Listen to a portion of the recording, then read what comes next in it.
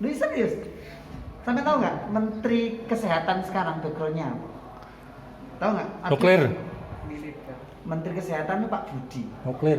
Beliau teknik nuklir, kemudian jadi bankir, jadi wakil Menteri BUMN, kemudian jadi Menteri Kesehatan. Bayangkan ahli nuklir, jadi ahli keuangan, jadi Menteri Kesehatan. Teorinya nggak nyambung.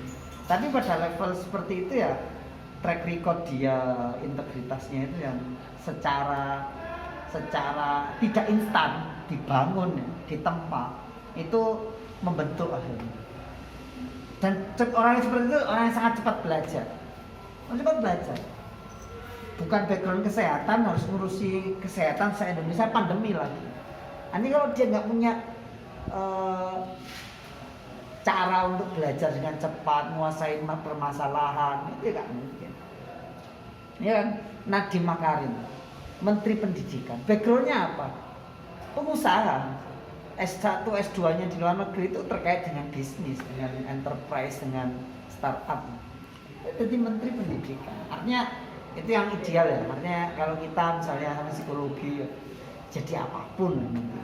Misalnya nanti jadi dosen, jadi guru, jadi psikolog, tetap skill-skill yang dilatih di UKM itu akan sangat bermanfaat serius. Sakti itu anak psikologi ya? Psikologi. Jadi apa sekarang? Programmer. Dia punya anak buah psikologi. Konten kreator, Programmer. Dan kaya banget dari hasilnya. Dia buat aplikasi atau buat semacam template yang kemudian dijual dan dia income-nya luar biasa. Psikologi. Walaupun yang inline seperti Mu'alifah, Zamroni ini ketemu di UM ya? Iya, mari pindah. Mu'alifah itu UIN. Mu'alifah LKP. itu Saya S2, Sekprodi S2. Zamroni, Kaprodimu. Iku alumni LKP sorku. Zamroni itu. Serius. Itu inline, itu yang inline. Itu yang enggak inline juga banyak dan enggak masalah. Karena kita nanti akan ditempatkan Allah di mana kita enggak tahu. Kita hanya bahasa emangnya aku diskusi sama teman emangnya takdir itu disiapkan untuk kita sehingga jalan kita itu akan menuju ke sana. Kan kita ada kodok, ada kodar. Jadi takdir itu kan ketetapan yang terjadi hari ini. Kalau kodok kan sejak azali. Nah, takdir Allah nanti itu ya sejauh mana kita melangkah ya itu nanti akan ketemu takdirnya. Mau ngerasan akhir tapi bagus, gak ngerasani orang lihat. Tapi rasa tentang nasib. Belum tentu nasib. Angkatan saya itu ketua BEM, As'ad. Bahasa Arab jadi apa sih? Kontraktor, lelang nggak nyambung. Iya, nah itu nasib. Skill, kemampuan berorganisasi, ketemu orang, kemampuan untuk menyampaikan pendapat, menerima pendapat orang lain, ngatur kegiatan biar kegiatannya berjalan baik. Segitu-gitulah itu kalau nggak terbiasa itu ya nggak siap. Di masyarakat nanti itu yang bermanfaat, ketemu orang harus bagaimana biar apa. Iya. Nah itu yang biasanya didapat di luar apa biasanya apa dalam kelasnya apa intrakurikuler ekstrakurikuler apa kokurikuler ya. Intinya begini Mas ya. Saya ngalami misalnya biar kita itu nggak terlalu kecewa dengan LKP. Memang masuk LKP itu niatnya memproduksi ilmu pengetahuan. Entah nanti jadi dosen atau apa, itu bonus. Bonus kita melayani orang. Bonus kita itu Belajar berkhidmat di LKP. Saya sendiri itu kemampuannya terus terang Mas, pas-pasan saya. Tahu sendiri lah ya, aku sendiri. Saya bahasa Arab nggak bisa. Tapi ya diperjalankan, diperjalankan ya. Siapa yang menyangka dengan keterbatasan saya dan istri saya PNS misalnya ya, saya dengan seperti ini ya masih dianggap dosen misalnya begitu. Nah itu mungkin itu bonus ya, baru saya ngelayani di LKP. Saya Gus ini tahu sendiri bagaimana saya LKP dulu belum bekerja itu ya ke UKM tiap hari ya wis ngajak diskusi sebagainya begitu ya. Makanya itulah barokah organisasi katanya Gus ini itu begitu.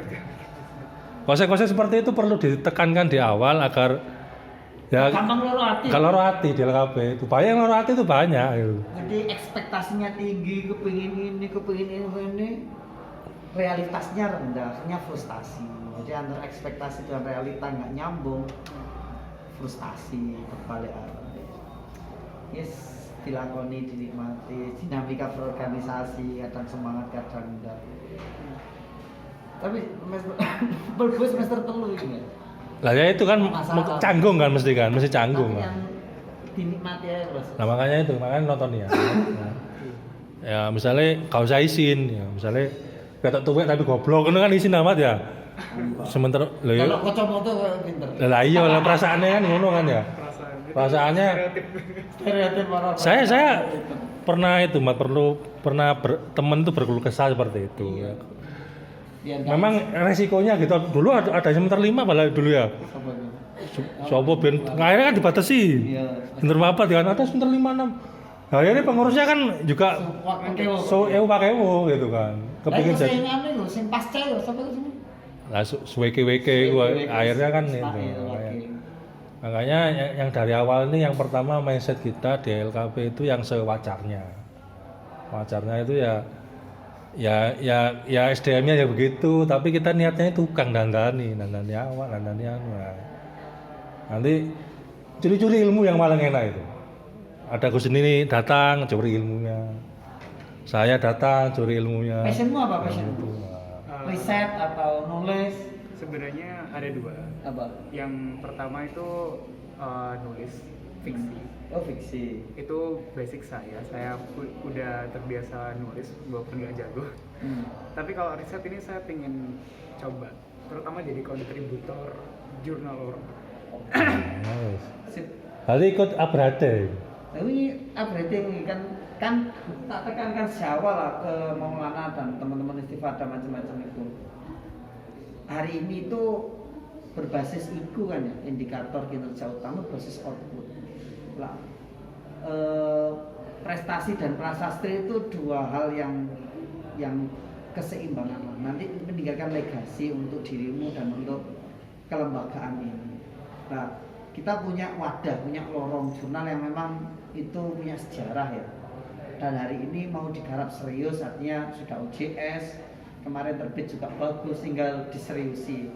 Nah kemarin orientasi awalnya itu harapannya kalau saya ya, paling tidak noto jurnal ini cek jenis kelaminnya jelas, kemudian terbitnya berkala, kemudian pada saatnya harus disertifikasikan, diakreditasikan. Lah pengalaman lihat teman-teman yang ngurusi jurnal itu harus konsisten, harus berkesinambungan. Makanya kemarin saya usulkan dan sudah diadopsi itu ada yang khusus ngurusi jurnal.